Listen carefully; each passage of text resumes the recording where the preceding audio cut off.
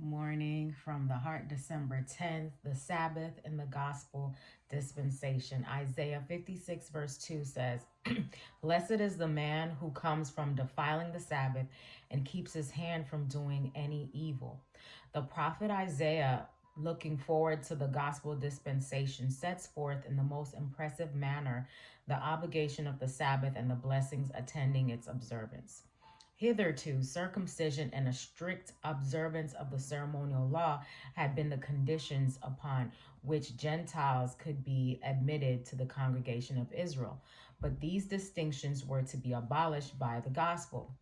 Everyone that keepeth the Sabbath from polluting it and taketh hold of my covenant, even them will I bring to my holy mountain and make them joyful in my house of prayer. Their burnt offerings and their sacrifices shall be accepted upon mine altar, for mine house shall be called a house of prayer for all people.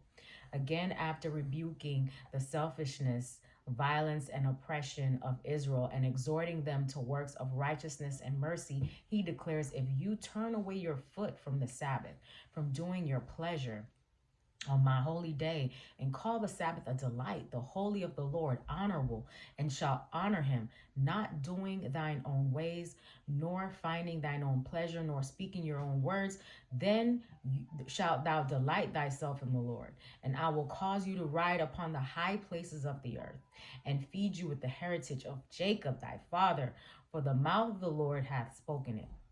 This prophecy reaches down the centuries to the time when the man of sin attempted to make void one of the precepts of God's law, to trample underfoot the original Sabbath of Jehovah, and in its stead exalt one of his own creation.